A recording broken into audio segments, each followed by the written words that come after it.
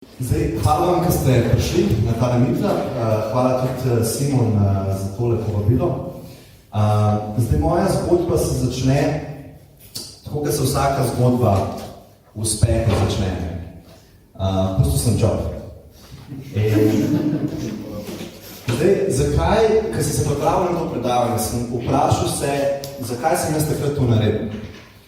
In imel sem v bistvu en cilj, najti ultimativno svobodo. In ker sem se vprašal, s kje to izhaja, sem v bistvu prišel do tega, da izhaja tukaj vse, iz kjer vse izhaja, iz družbe. Jaz sem v bistvu, ker sem videl tako sliko, oziroma tako podobo, me je kar malo zmrazil. In mene ni zmrazil zaradi tega, ker bi me zmrazile stvari na tej sliki, ampak kar je ta slika predstavljala.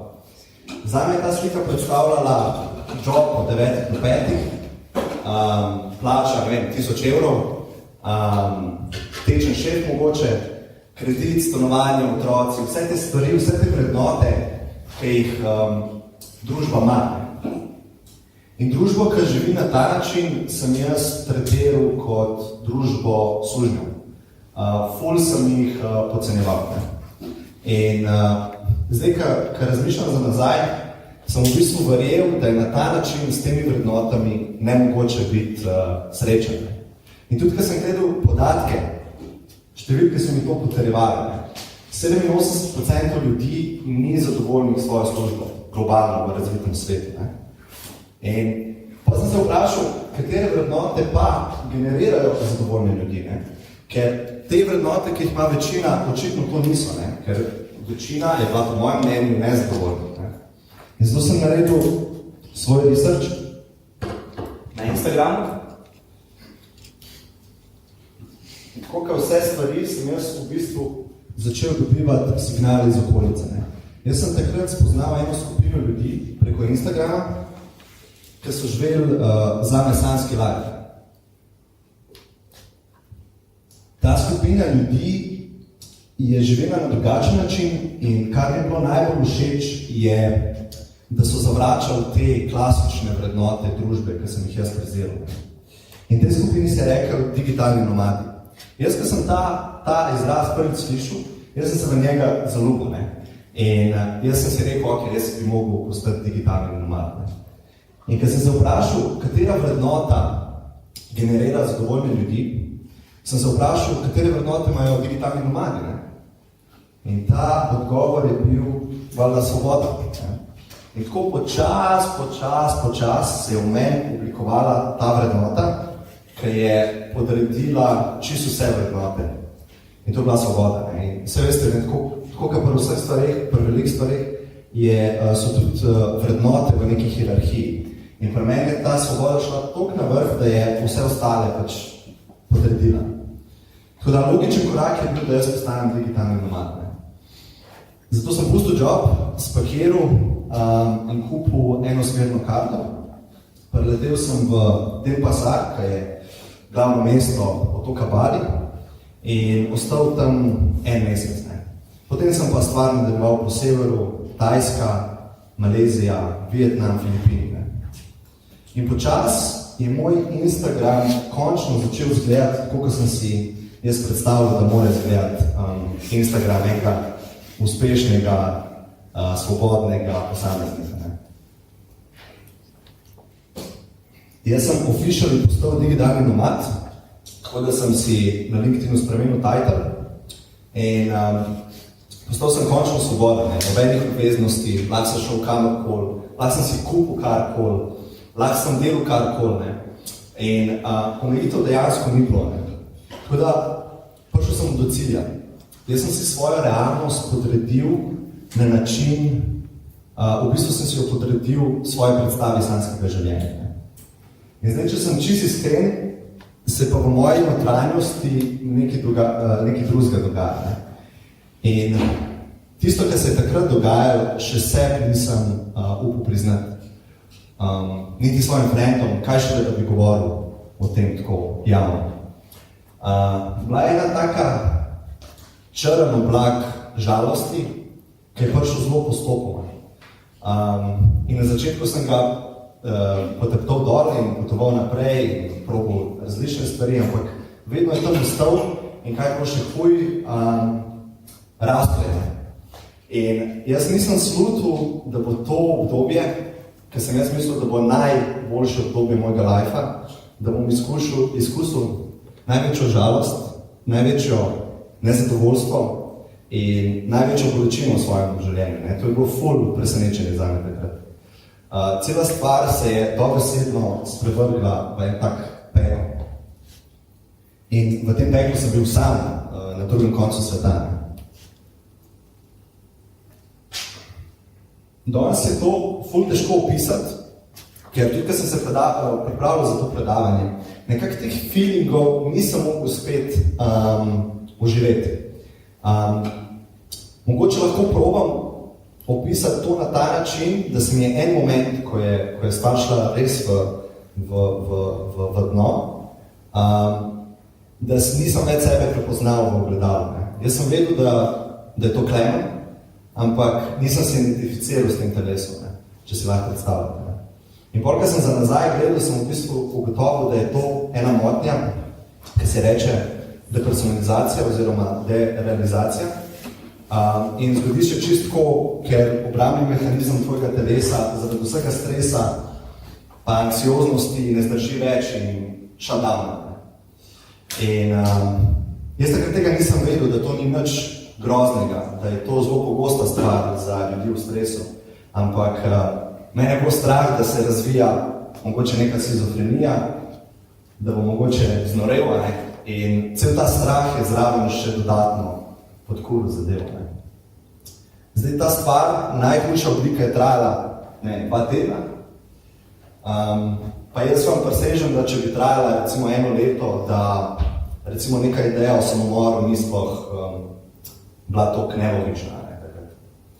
Tako da po tej izkušnji, med to izkušnjo in po tej izkušnji, sem se jaz začel spraševati, zakaj se mi to dogaja.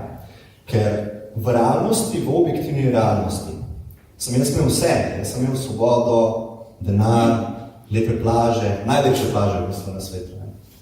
Ampak v mojem zavedanju, jaz sem to realnost dojemal kot grozno, očitno. Ker moja zavest mi je probala nekaj sporočiti, da nekaj ni v redu.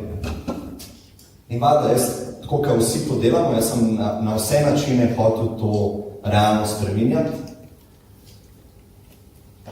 In noter sem se počutil isto. Zdaj, ko gledam za nazaj, ta bolečina je bila v bistvu en signal. Ta stvar me je rešila, ker me je moj organizem hotel zaščititi. Plus dobil sem eno lekcijo, o kateri lahko danes govorim.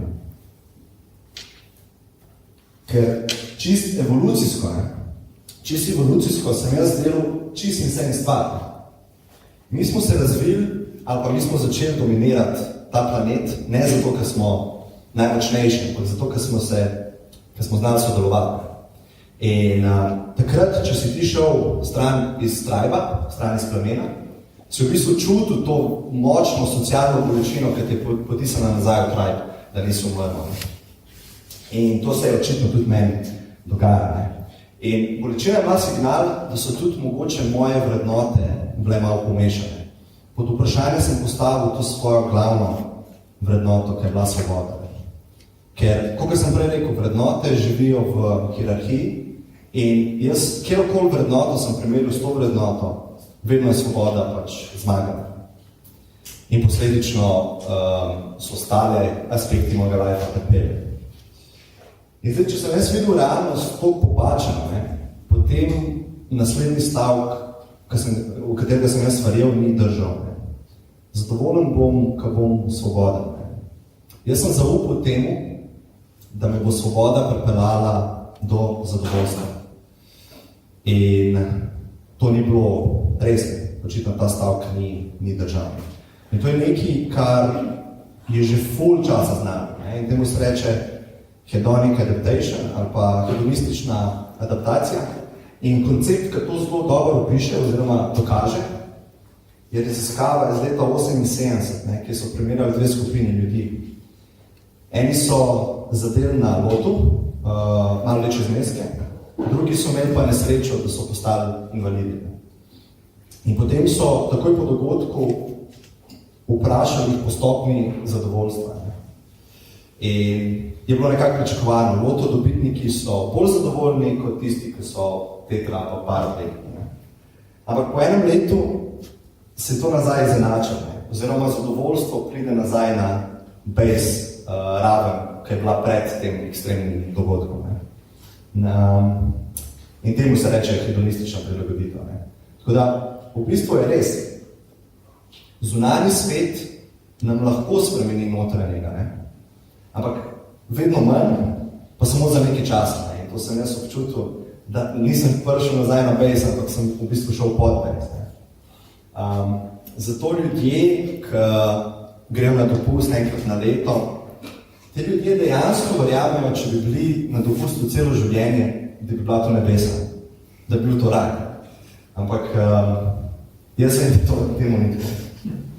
Zato sem zdaj tukaj. Začel sem se pa spraševati, obratno ta enačba tudi deluje. A lahko ful slabo realno zaznavamo podobno? Ker verjetno se strinjate, da bi bil to ful velik superpower. Če bi lahko, ker se nam ne bi bilo treba spreminjati okolice, mi bi bili pač zadovoljni no matter what. Torej, vprašanje je, ali je možno biti objektivno v peklu, noter biti pa s tem pomerjen, oziroma nezadovoljen, ampak recimo pomerjen. In to je en primer, ki ga jaz tam vedno v takih debatah. Leta 1963 je skupina vietnamskih menihov v znak protesta proti južno-vietnamski vladi na ulicah Saigona, to je današnji Ho Chi Minh, izvedla en protest. In glavni akter tega protesta je bil menih, tale menih Thich Quang Duc. Thich Quang Duc se je usedel na sredini križišča v lotusov položaj. Njegovi kolegi menihi so ga polili z benzinom in zažgali. Zdaj, ta fotografija je dobila tisto leto Pulitzerovo nagrado za novinarstvo. To je en novinar Times Magazina poslikal. Zame pa ta fotografija dokaz o sposobnosti človeka, da s treningom lahko postane neodvisen od zunanjega dejavnika. Ker ta gospod se je usedel v lotusov položaj, začel goreti in zgorel do konca v tem položaju.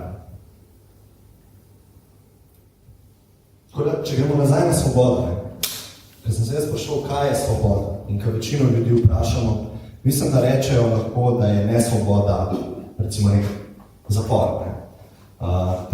Priklenjen si na verigo in si omejen z gibanjem. Omejen si tudi z drugimi stvarmi.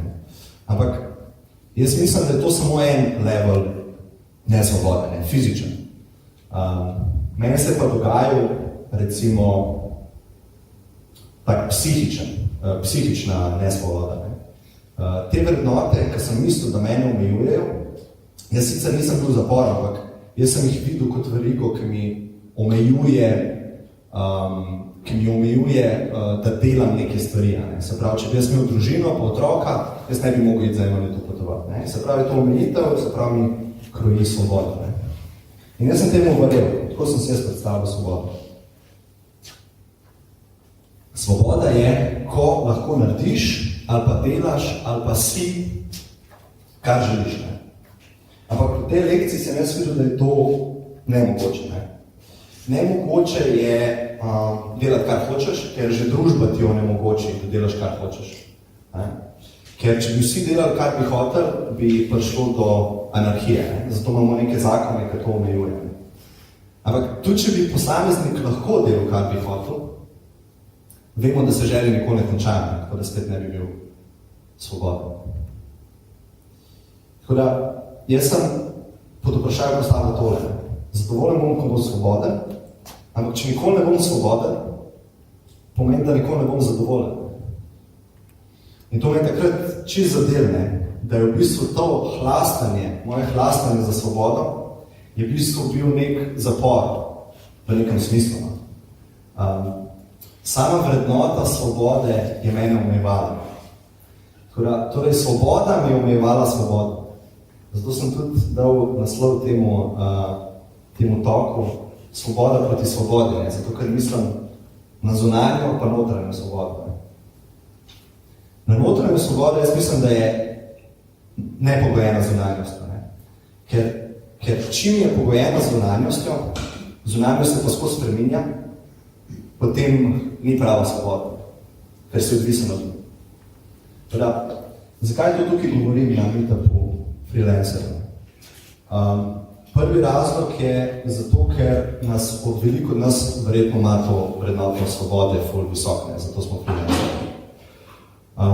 Drugi razlog pa je, ker so freelancerji, skupina freelancerjev mnogo bolj rizična za občutke osamljenosti, kar polovica se jih tako počuti.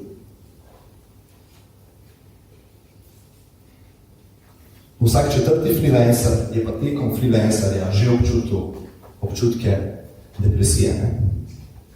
In tukaj je recimo, tukaj je 100 teh papirnih ptičkov, vsak je en freelancer, tole je četrtina, ne? Depresija statistično, tole je pa polovica, osamljenost statistično. Tole je pa Nuška,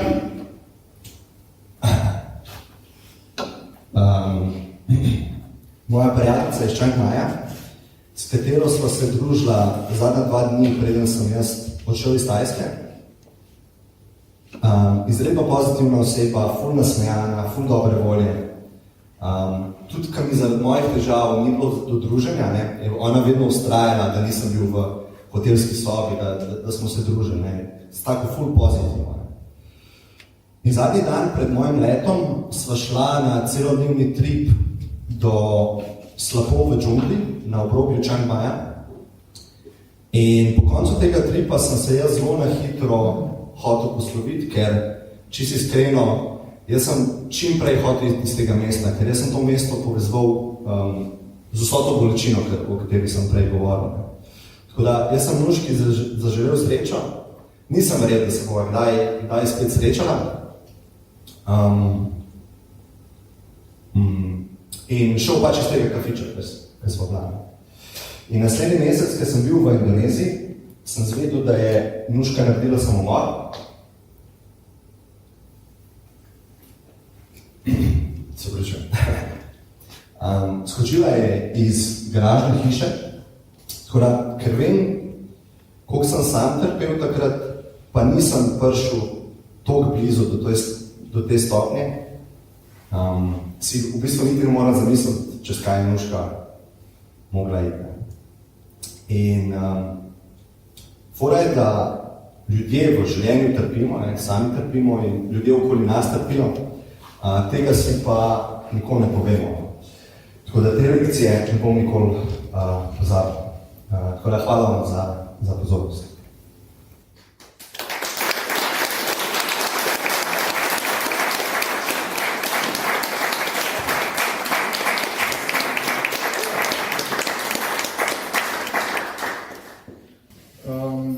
Tako, jaz sem dobil že eno vprašanje, ki ste ga zastavili in bi pač mogoče tudi s tem začel, ker je v bistvu govoril vprašanje o tvojem začetku.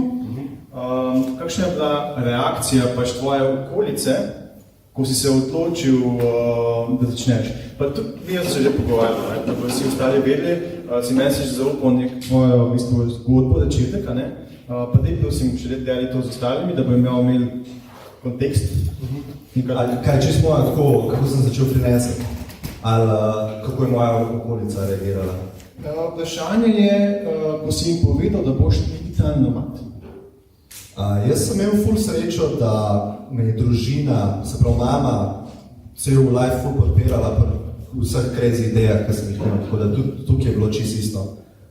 Frendi so bili valjda žalostni, malo skeptični, kako greš za 1 leto, 2 leti potovati sama, ne?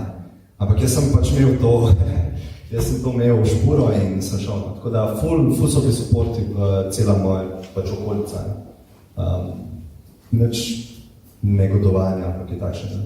Se pravi, bi lahko rekel, da zato, ker si bil tako odločen in so ljudje videli to v tebi, da te pol niso niti v bistvu če bi rekel, izzivali glede tega, da je to super ali ni. Ne, v bistvu enkrat smo imela z babico, babi je v bistvu bila največji problem glede sprejemanja teh stvari. Zato, ker ima v glavi pač imela to diplomo, da je diploma the way to go, ne?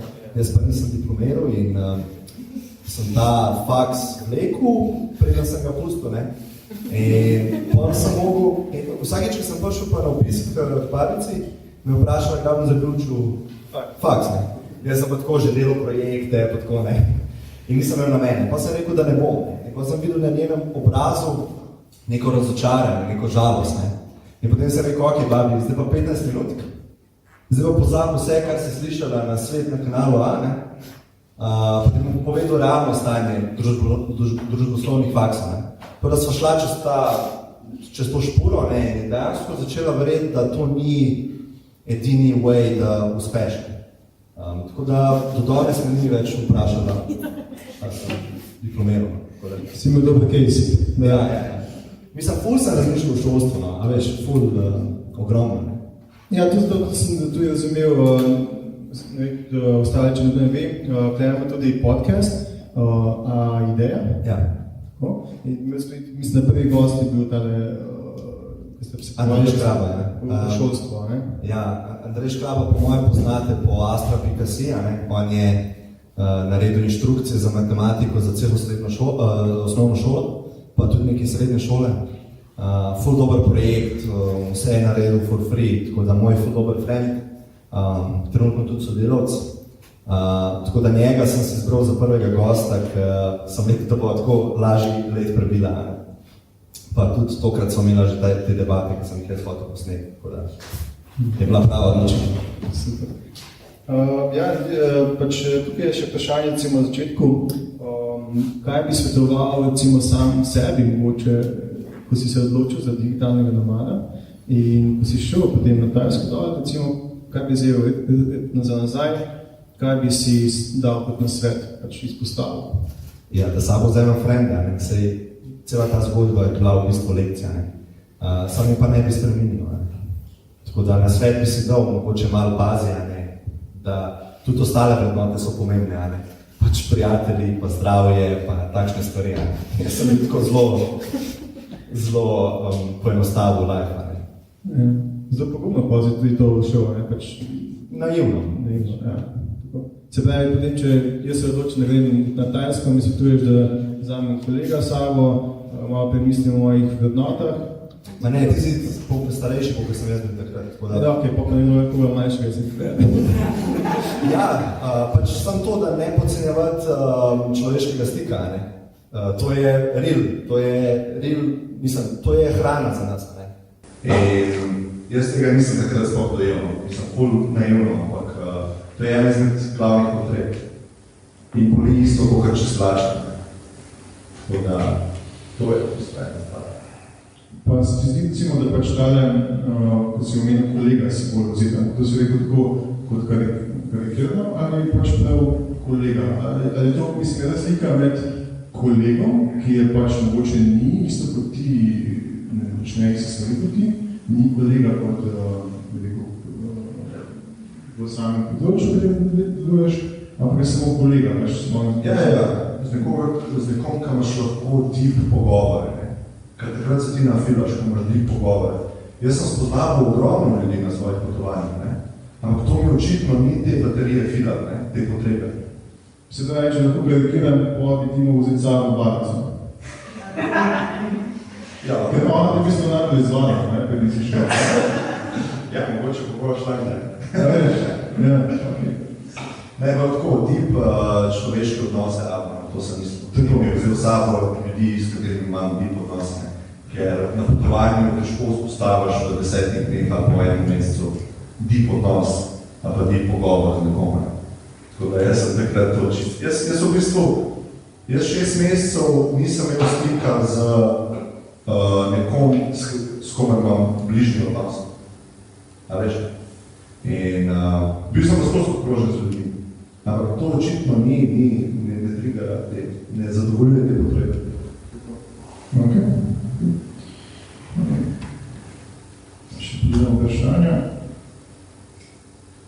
Se mogoče lahko malo odpreva, če ima kdo kakšno... Če ima kdo kakšno vprašanje, bi ga lahko Ne vprašanje, ampak kakšno podobno izkušnjo ali pa kakšno mnenje glede tega, mogoče se lahko razvije kakšna debata, da ne bom ima gled. Definitivno. Jaz vam v bistvu še vseeno vprašanje, kako pa se dejansko zvedko vod iz te nacioznosti, demokracije, sam, koliko delati srano vse? Ful dobro vprašanje. To velja sam zame, to ne vem, jaz ne vem, kako to delovalo sami. Kot prvo s kensu sem kava. Zato, ker kava to anksiozno še dodatno spodbuja. In takrat, ko si najbolj pod stresom, ti najbolj kava še paše. Tako da, kavo sem s kensu totalno, ampak takrat sem res pretiraval, 6 kava na dan. Meni že pri drugi kavi začne srce ful potripati. Tako da to sem se naučil. Začel sem meditirati. Pa v bistvu, imel sem, vsak dan sem začel hoditi v en tempel v Chiang Maju in sem se spoprijateljil z enim menihom, mladim, 18 let je bil star takrat. In on se je želel naučiti angleško, tako da je hotel se malo pogovarjati. Jaz sem se pa hotel z nekom pač pogovarjati. In potem se vsak dan družila v tem templju, skupaj meditirala in na koncu smo jaz še začel pomagati, ker oni imajo, ti če hočeš tam delati šolo, pa nimaš denarja, moraš ena izmed opcije, da greš v tempel in postaneš v njih in imaš šolo v templju. In oni imajo vsak dan neka opravila okrog tega templja. Pospravljajo, pometajo, nosijo stvari. Tudi jaz sem njemu pomagal pri teh opravilih. Sem pometal tam okoli templa, pa so turisti prihajali, pa so tako mi je bil ful čuden, nek zahodnjak tam v beli majici, tako čist razočarali gor, pač pometa templa. Tako da, te 3 stvari pa spanje sem poredil, ker jaz sem spal, mislim, tako zelo čuden. 2 uri od 10 zjutraj do 12, po noč sploh nisem spal, pa sem malo... Sej jaz tisto, kar je bilo najhujše, jaz sploh nisem vedel, kaj so sanje, kaj je realnost, čisto iskreno. Tako da nisem vedel, kdaj sem spal, kdaj ne. Jaz sem bil v fletu in stvari so se sam dogajali. Jaz sem svoj en moment, jaz sem bil prepričan, da sem vzel LSD ali pa Adobe. In da sem pozabil, da sem vzel, in da se mi to zdaj dogaja. To je tak real feeling. In zdaj sem mislil, ok, a bo to zdaj trajalo 1 leto, a bom jaz imel feeling, da je to 1 leto, pa je to samo en trip 6 ur. Jaz nisem sploh vedel, kaj se dogaja. Tako da, te 3 stvari delimo. Ja, ko rečeš meditiral, je to v stilu čuječnost, mindfulness ali malo poveš o tem, ali je meditacija? Jaz sem pač tam prišel stik z Vipassana, to je tam budistična način. Tudi te menihi, ki sem do primera, se tega poslužujejo. Tako da nekako začel sem s tem in do danes ostal v tem. Probal sem še druge stvari, ampak se po mojem obstajati je boljša ali pa slabša meditacija. Po mojem meditacija je boljša kot tvoja, to je kontra temu, ampak tako da Vipassana. Tako da čuješko, Sedaj pa tudi iz teh svojih izkušnji, kot si jo imel tukaj, v tem pregledu, ko si ti razlagal, v bistvu je zelo pomembno tudi, na kraj, glede gremo, da se lahko, da mi je vse približno znan koncept tega kraja, da se lahko z njih povežemo.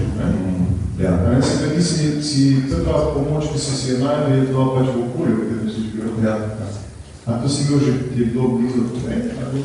Ne, ampak je to res, kar si rekel, ogromno stresa mi je tudi povzročal, da sem jaz zamenil kraj, da jaz nisem vedel, kje so dobri plesi za delati. Jaz nisem vedel, kje so dobri plesi za zajtrk. In to se čist nezavedno v ozadju dogaja ta mini stres. Ti, a veš, rutina je tisto, kar ti ne da stresa. Je boring. Ampak, a veš, jaz pa nisem bil nič ni bila rutina. Vse je bil kaos, all the time. In to je po mojem bil eden od velikih dejavnikov. Tako Tako da to, ja, da v bistvu, če greš že nekam, da si vsaj en mesec na isto mesto. Da dobiš neko stabilnost, ne dobiš flat, vidiš, kje so plesi za delati, prijatelje dobiš, ne. Jaz sem skozi premikal takrat. In to ni bilo zdravo za majhne. Kaj je zdaj bilo? Ja, smo imeli komentarje na vprašanje. Mogoče to, kar si govoril o odnosih po tem pomanjkanju tega človeškega stika in tako naprej. Mislim, da je to dosti pogojeno od posameznikov. Ljudje smo si zelo različni, introvertirani ljudje rabijo po mojih izkušnjah bistveno manj socialnega stika in pač človeško veliko lahko prej vtrudi kot nepolni z energijo. To je pač stvar nekega posameznika. Kar se anksioznosti tiče, tudi po mojem zelo odvisno tega, kje je vzrok. Potem pač lahko to na tak način popraviš. Ampak če se nisem res dobro razumela, torej ti si šel na potovanje in si na tem potovanju delal. Ja. Aha. Kdaj si bil pol časa za delati v bistvu? Kdaj si bil čas za delati? Ja, ker mogoče sem si pač malo preveč stvari nakopal na glavo. Ja, verjetno.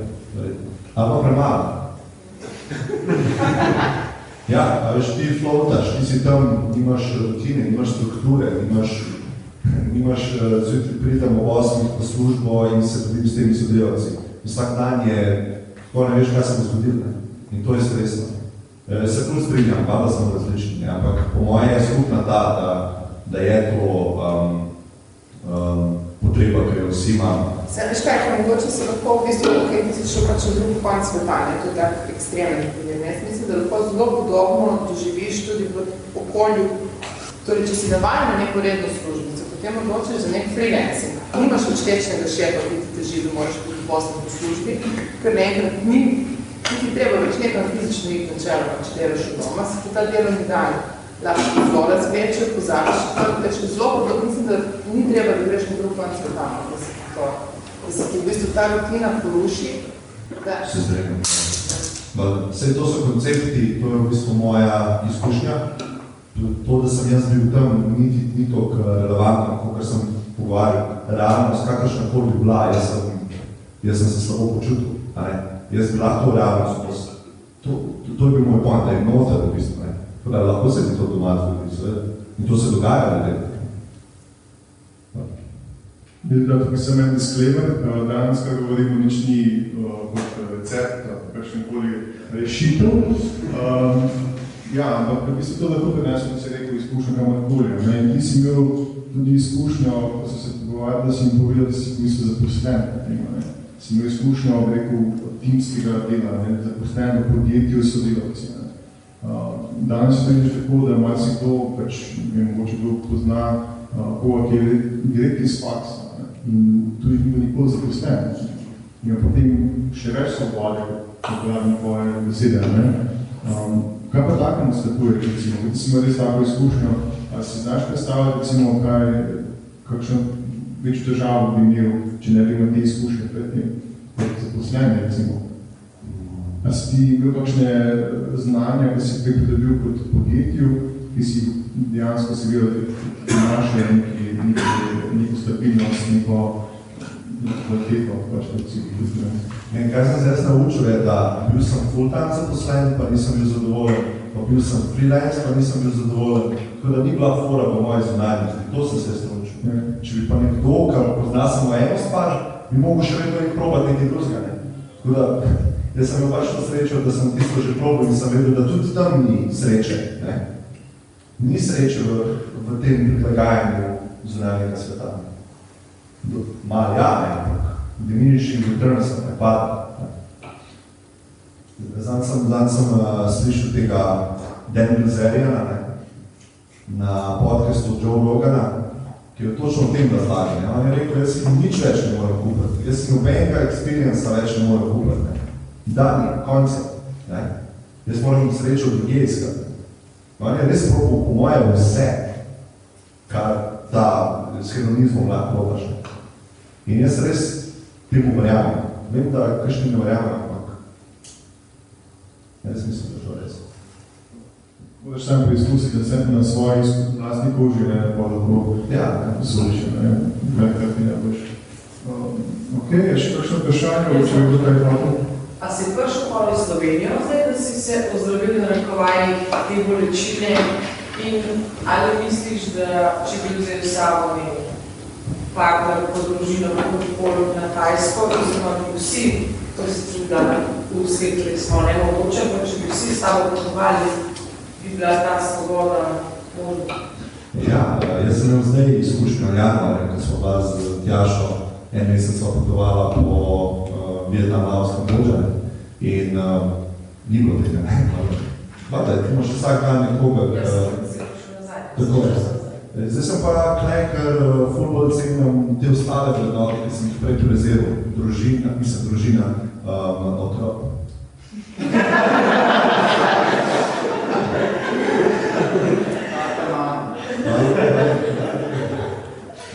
Prijatelji, pa neka stabilnost, pa tako ne.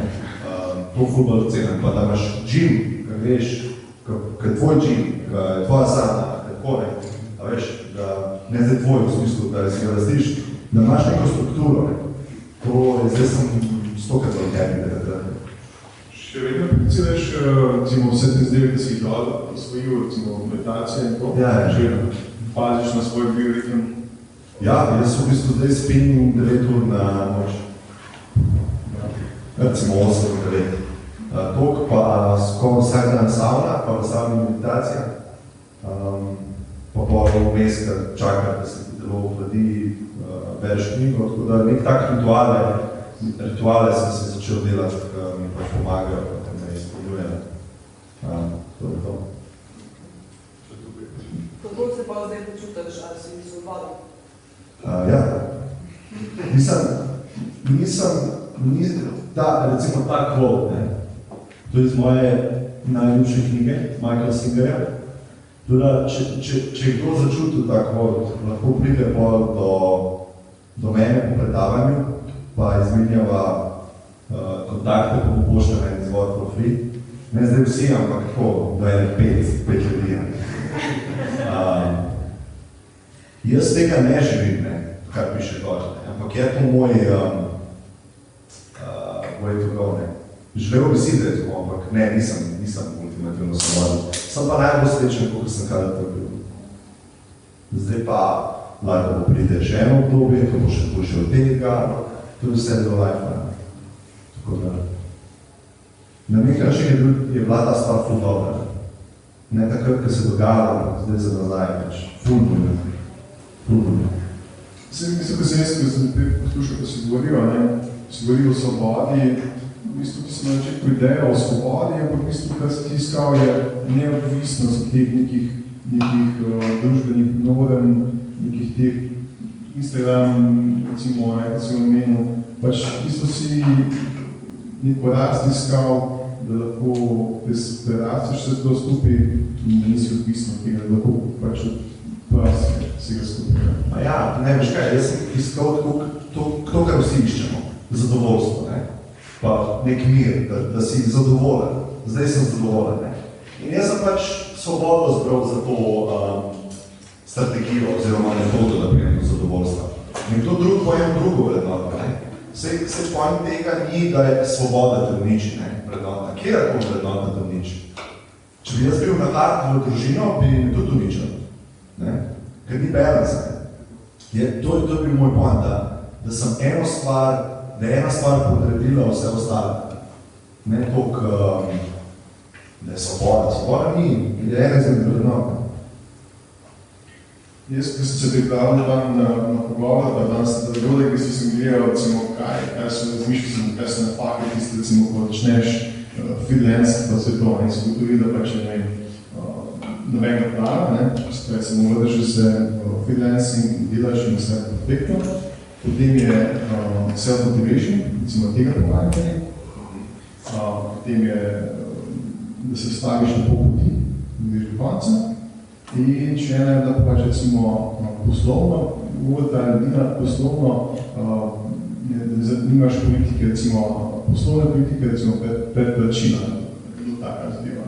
In v bistvu ti nisi omenil v ti svoji izkušnji nikoli posla. Je to dobro šlo, ali ti pač kljub temu, da si bil nisem bil čist pri sebi in sem imel težave, je trpost trpel. Mislim, kaj je tisto, kaj je trpelo? Kaj so imel težave, ki je tako poslovno to imel? Ja, poslovno nisem govoril, ker sem se zavestno odločil, da ne bi govoril o tem. Tudi, ker smo se pogovarjali, ne, pač nekako je bilo pričakovanje. Povem jaz svojo zgodbo o full uspehu in zdaj mi še enamo se tipse in učili se, kako bi poslušali življenje. Pač to sem se full zavestno odločil, ker mi je tako nisem čutil, da bi bilo prava stvar, ne, za izpostaviti. To se mi je čutila prava stvar za izpostaviti, ker se full premalo govori. Jaz sem, ker sem potoval, sem srečeval same depresivne ljudi. Ne. In na Instagramu je pa druga zgodba. To sem sam delal. Ne. In to delamo drugo. In nekdo gleda moj Instagram, je depresen in reče, fuck, nam je ful dober. Jaz gledam njegov Instagram in se to si delamo drugo. Zato sem mislil, da je ta stvar pomembna za izpostavljanje. Zdaj, glede biznisa, jaz mislim, da je glavna stvar to, vsaj pri meni bo, da se ne vržeš v to, ampak da greš organsko v freelancing.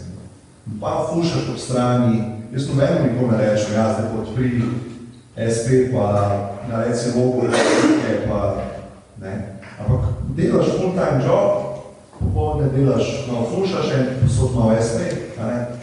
In kako?